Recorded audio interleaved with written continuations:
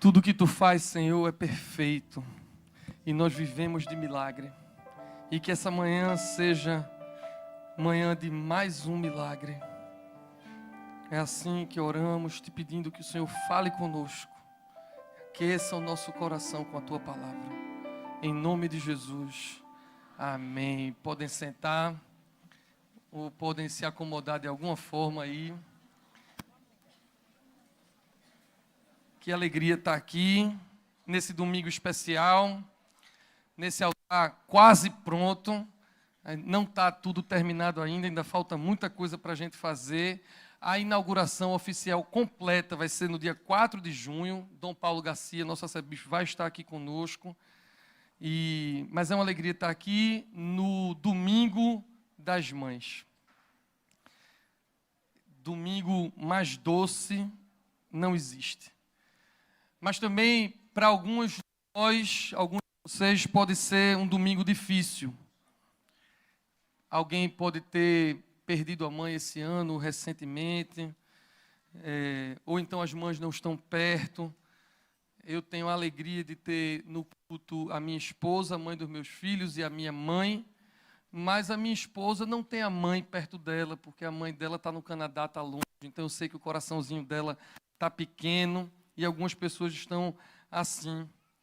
Mas é o Domingo das Mães, e antes de começar a pregar, eu queria que todo mundo que é mãe e que por acaso está sentada, fique em pé. Mães biológicas, adotivas, mães espirituais, olha que maravilha, quantas mães. E nós, filhos, maridos e homens, vamos dar a todas elas uma salva de palmas. Amém. Glória a Deus. Podem sentar. Vocês são, sem dúvida, a luz do Senhor para a nossa vida. Muito bom. Eu vou contar um pouquinho da história do texto que o reverendo Rodolfo leu. Ele leu Mateus 15, mas essa história também está contada em Marcos 7. É a história de uma mãe que não era judia, era uma mãe grega, Ciro-fenícia. Na verdade, ela estava na terra de Israel, no norte de Israel, na fronteira, ali com a Fenícia, mas o povo chamava de mulher cananeia, porque todo mundo que já morava ali na região de Canaã, que não era judeu, o judeu chamava de cananeia. Então era assim que ela era chamada. E essa mulher tinha uma filha que estava enferma, endemoniada, e ela foi atrás de Jesus. A fama de Jesus já era muito grande, já estava chegando no final do ministério de Jesus. Ela foi atrás de Jesus, clamando pela filha, e Jesus, em primeiro, fica em silêncio, e os discípulos de Jesus pedem para Jesus mandar ela embora, despedir ela, mas Jesus não queria que ela fosse embora, então Jesus não atendeu à recomendação dos discípulos. Ele sabia do que estava fazendo, ele sabia que daquele mato ia sair coelho, mas ele dá uma resposta difícil para ela. Traduzindo, a resposta de Jesus para ela foi: você não é a prioridade. Ela clamando, Jesus disse que ela não era a prioridade, mas ela segue sem desistir, e a Bíblia diz que ela adora Jesus, ela clama a Jesus, e aí Jesus dá uma outra resposta, pior do que a primeira, por incrível que pareça. E Jesus disse que não pode tirar o pão dos filhos para dar aos cachorrinhos. Tem gente que fica muito chocado com uma frase dessa de Jesus, mas é porque era assim que os judeus chamavam os pagãos. Todo mundo que não era judeu, eles chamavam todos os pagãos de cachorrinhos, e Jesus então disse que ela não era prioridade de novo, que em primeiro lugar era para os judeus, ele veio para os seus. E ela procurou Jesus de uma maneira muito interessante, porque ela não era judia, mas ela chama Jesus de filho de Davi, como quem diz assim: deixa eu me agarrar nessa promessa para os judeus. E Jesus disse que ela não era a prioridade, mas ela chama a atenção de Jesus quando ela disse assim: não tem problema, eu me satisfaço com a migalha. Eu me satisfaço mesmo não tendo a prioridade. Mesmo sabendo que talvez eu não esteja na primeira fila, mas eu me satisfaço com qualquer coisa que caia da mesa dos filhos. E ela chama a atenção de Jesus. Jesus diz uma coisa linda: ó mulher, grande é a tua fé. E Jesus aquela mãe e libertou a filha dela do mal. E eu quero fazer 3 breves reflexões. O culto tem muita coisa para acontecer hoje.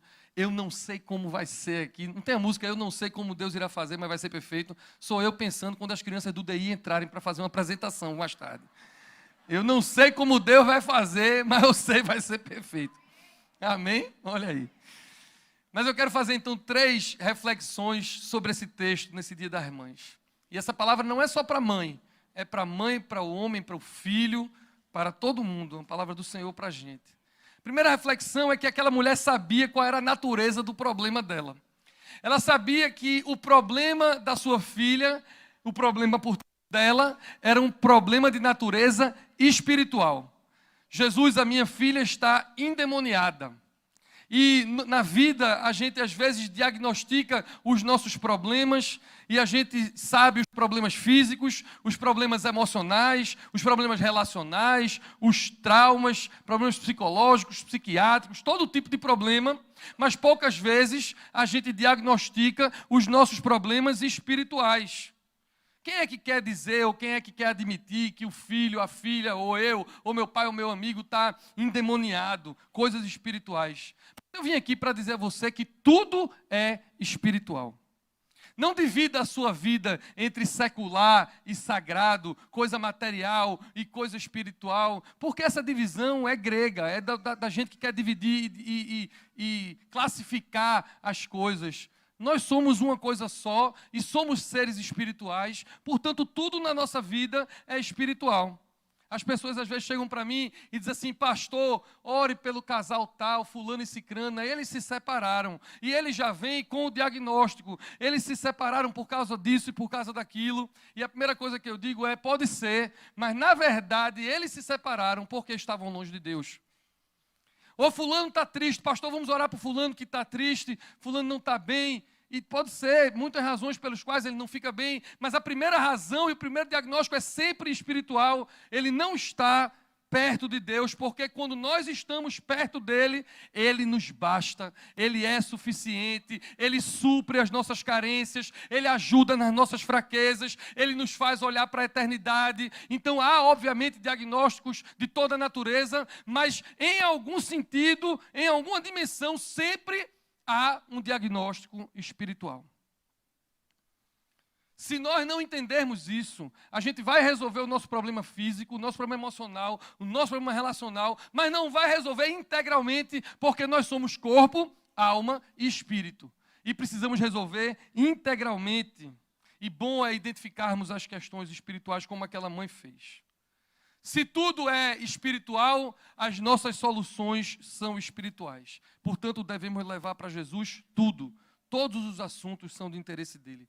Vida pessoal, vida profissional, vida relacional, amorosa, ministerial, tudo a gente leva para Jesus. Diz que teve uma mulher, isso é um meme que a turma manda para mim, mas eu acho massa. Diz que tem uma mulher, daquelas mulheres que gostam de debater, e daquelas pessoas que gostam de dizer: mas vocês ficam falando de Jesus, que a gente precisa de Jesus para tudo. Será que eu realmente preciso de Jesus para ir para o céu? Aí o cara olha para ela e fala: minha filha, a senhora precisa de Jesus para ir para o shopping. Avalie para ir para o céu. Você precisa de Jesus para tudo, porque tudo é espiritual. Claro, nós vamos a médicos, tomamos remédio, fazemos terapia. Isso não exclui nos rendermos a Deus e entregarmos a Jesus tudo, como aquela mãe fez. Amém? Segunda reflexão: a solução é sempre Jesus e a solução, muitas vezes, é urgente. Ela sabia qual era a solução, aproveitou que Jesus estava lá, indo para aquela região que ele normalmente não ia, no norte de Israel, na fronteira com a Fenícia, e ela clama por misericórdia. E o sofrimento dela foi que aproximou ela de Jesus. E eu sei que você sabe que é assim com você, muitas vezes. Os nossos cursilhos estão cheios de gente sofredora. Se não fosse os casamentos se acabando, os filhos nas drogas, pessoas com depressão, a gente não ia ter 200 fichas no cursilho, gente se debatendo. Se não fosse o nosso sofrimento, o SOS não acabava a inscrição em 10 minutos. Porque a gente tem um seminário aqui que a gente abre as inscrições e em 10 minutos acabou todas as fichas. Por quê? Porque as pessoas estão precisando, as pessoas estão sofrendo. O sofrimento nos aproxima de Jesus e isso é normal. Mas aquela mulher, ela teve esse senso de oportunidade e de urgência, e às vezes eu acho que falta isso para a gente. falta esse senso de resolver os problemas. Tem uma necessidade, nós temos uma oportunidade, precisamos tomar uma decisão. O que é que você faria se você chegasse em casa e a sua casa estivesse pegando fogo, estava em chamas? E você corre para poder tirar a criança. No meu caso, as minhas crianças são grandes, vão correr, eu entro para tirar a minha cadela. Minhoca. Mas a gente vai tirar o que tem de mais precioso na nossa casa, a gente vai resolver, a casa está em chama, mas tem gente que a casa está em chama e fica postando no Instagram. Não vai resolver o problema, diferente do que aquela mulher fez. E eu quero animar você, essa manhã, a decidir alguma coisa, fazer alguma coisa. Mas pastor, você é agoniado, a gente não precisa ser igual a você, é verdade. É bom que você não seja agoniado como eu. Eu sou a favor de um bom plano, de longo prazo. Eu sou agoniado, imediatista, mas eu me cerco de gente que planeja, que organiza. Então não é sobre estar agoniado e querer fazer as coisas na agonia. Mas é que tem coisa que é urgente e que você precisa cuidar.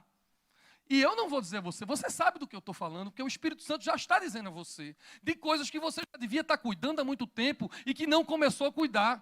E você está diante de Jesus, do filho de Davi, daquele que pode todas as coisas, e você fica demorando, fazendo planos, ano que vem, mês que vem, domingo que vem.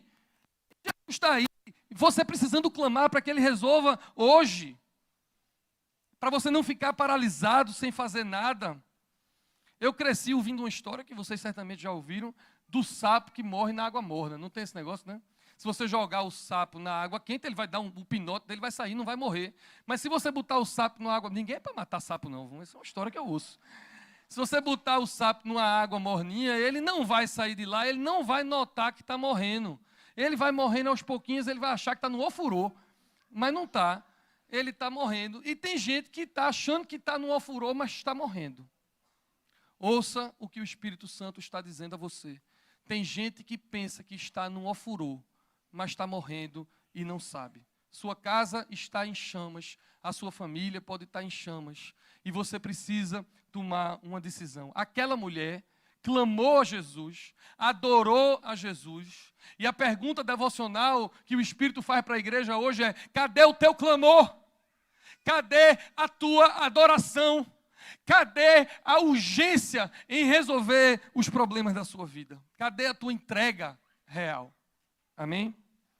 E a terceira e última reflexão que eu quero fazer é que essa mulher, ela estava disposta a tudo. Ela enfrentou coisas que são muito difíceis de enfrentar. Ela enfrentou, em primeiro lugar, o silêncio de Jesus. Meu Deus, que coisa difícil. E as pessoas dizem a mim: Deus não fala comigo, pastor. Vocês ficam dizendo que ouvem a voz de Deus. A doida da Débora estava aqui dizendo que Deus falou com ela. Como é que Deus fala com ela e Deus não fala comigo? Como é que eu ouço a voz de Deus? As pessoas dizem isso a mim. E as pessoas que estão acostumadas a ouvir a voz de Deus ficam mais agoniadas ainda quando dizem: eu agora não estou ouvindo mais. Deus está em silêncio. É o que você pensa muitas vezes. E eu gosto daquela música pentecostal. Se Thaís estivesse aqui cantando, ela cantava: quando ele fica em silêncio, é porque está... Está vendo? Esse povo é canelinha de fogo aqui, Cassiano. Ela não só enfrentou o silêncio de Jesus, ela enfrentou o desprezo dos discípulos, que intercederam contra ela. A Bíblia diz que os discípulos disseram assim: despede-a, Senhor, manda ela embora, ela não é dos nossos agora.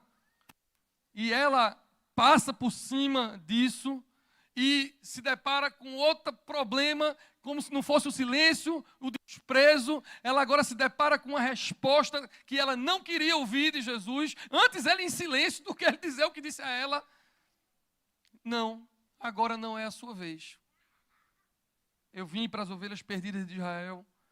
E eu fico pensando, eu quero que você pense nisso. Em vez dessa mulher se revoltar, em vez dessa mulher ficar com raiva, que humanamente ela tinha todo o direito de estar, ela, nesse texto, nessa hora, clama e adora ao Senhor. Ela podia estar com raiva da vida, que deu a ela tantos problemas, e uma filha endemoniada. ela podia ter raiva dos discípulos que tiveram empatia com ela e queriam que Jesus despedisse. Ela podia ter raiva de Jesus, que deu uma resposta negativa para ela. Mas ouça bem, não há tempo de ficar com raiva, não há tempo de ficar magoado quando alguém entende que sobre si e há algo mais importante em jogo. Quando há algo mais importante em jogo e a saúde espiritual daquela filha, podia ter o que fosse, ela não ia parar. Porque quem é mãe sabe, mãe não para. Quando é para o bem do filho, mãe não para. Podia ser Jesus calado, reclamando, discípulo falando, fazendo o que fosse, aquilo não era sobre ela. Talvez se fosse, ela parasse. Mas aquilo era pela filha dela. E ela vai em frente, continua em jogo, continua clamando, continua adorando. E acredite, meus irmãos, para a minha tristeza, tem gente que vem para a igreja e sai da igreja por causa de política. Ah, porque o pastor não se manifesta aqui, ou se manifesta assim, ou não faz assim, eu vou fazer um beicinho e saio da igreja. Aí tem gente que sai da igreja porque o pastor erra. Azar de vocês, eu erro demais. O pastor cometeu um agafe, errou, disse alguma coisa que não devia dizendo. Tem gente que se magoa por conta da liderança, e só tem liderança pecadora aqui. E tem gente que se magoa porque no concílio alguém olhou com uma carinha feia. A gente se magoa por qualquer coisa e a gente sai, a gente faz beicinho. Sabe por que isso acontece? Porque a gente acha que é sobre a gente. A gente cresce demais, é sobre mim, é sobre a minha opinião, é sobre o que devia, como deviam cuidar de mim, como deviam me pastorear, como deviam tomar conta de mim. E quando você entender que a sua vida é para além de você mesmo, não tem mágoa, não tem raiva, não tem silêncio, não tem desprezo, não tem erro de pastor nem de ninguém que vá parar a sua adoração. Porque não é sobre você, é mais do que você, é a sua relação com Deus. Amém. Ouça isso. Ainda bem que Igor não está aqui. Igor foi acompanhar a Mirella, que foi pregar numa igreja lá em Olinda. Se Igor tivesse aqui, ele ia ficar com raiva de mim quando eu digo isso. Se você esquecer tudo que eu disse antes, só lembre disso agora. Agora é o que o Espírito Santo queimou no meu coração. É mais do que você e as suas necessidades. Você veio para um culto lindo de Dia das Mães, para um culto lindo, com um altar lindo, com tanta coisa linda. Mas é mais do que isso, é mais do que você. É sobre o que você vai dar ao Senhor. O que você veio aqui para dar ao Senhor? Você veio para um culto. Você não veio para ser abençoado necessariamente, embora eu creia que você vá ser. Você veio para dar e não para receber. Você não veio para ouvir música, não veio para ouvir uma palavra, não veio para ver uma apresentação do seu filho. Você veio para dar culto ao Senhor. Como aquela mulher fez, dando culto e entregando tudo ao Senhor. Se você começar a viver a sua vida para entregar a Deus, sobre Ele e não sobre você, aí você vai ver tudo que é sobre você ser manifesto. Porque primeiro é o reino de Deus e a sua justiça. As demais coisas não são acrescentadas. Eu fiquei pensando uma coisa muito doida, e eu vou terminar agora, eu vou terminar agora. Mãe passa por cima de tudo por conta do filho. Trate ela bem ou trate ela mal, ela passa por cima de tudo por conta do filho. Que tal se você hoje resolver ser mãe de si mesmo?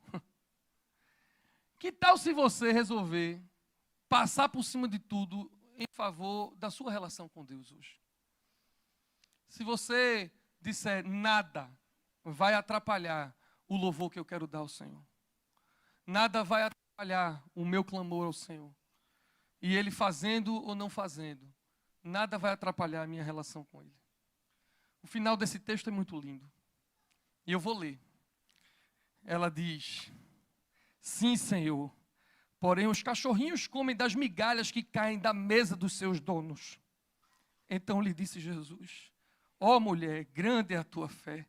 Faça-se contigo como queres. E desde aquele momento, sua filha ficou sã. Mas eu quero as migalhas. Só as migalhas são suficientes para mim. Jesus sabia o que estava fazendo desde o começo. Ele sempre sabe o que está fazendo. Tudo aquilo era pedagógico, do mesmo jeito que ele demorou 4 dias para vir ressuscitar Lázaro, que a turma pensou que estava morto. Tudo era pedagógico. Mas Jesus queria ver e mostrar a todo mundo e que registrasse para mim e para você, 2020 anos depois, olharmos a humildade daquela fé, daquela mulher cananeia. Disse: Senhor, pode todo mundo botar para torar em mim aqui. A migalha que cai da mesa é suficiente para mim. Eu sei quem é o Senhor. A tua migalha é maior do que qualquer coisa. O reverendo Hernandes Dias Lopes disse assim sobre esse texto: a fé honra a Deus e Deus honra a fé. Ó mulher, grande é a tua fé. Não desista de orar pelos seus filhos. Não desista de orar por todas as coisas. Daquele momento, a filha dela ficou sã. Desse momento, Deus pode operar um milagre na sua vida. Especialmente para as mães, coraçãozinho apertado do filho que está longe, longe de você, ou longe de Deus, ou as duas coisas ao mesmo tempo, do que está doente, do que está precisando de algo de Deus. A filha daquela mulher não estava lá junto de Jesus. Só quem estava junto de Jesus foi ela. Mas Deus operou a cura onde ela estivesse. Amém. Coloca a tua fé em ação. Clama ao Senhor, adora ao Senhor e deixa Deus fazer os milagres, porque a resposta é que a gente vive de milagre. E dessa vez vai ser mais um milagre. Que seja assim. Deus abençoe todos vocês. Feliz Dia das Mães. Amém.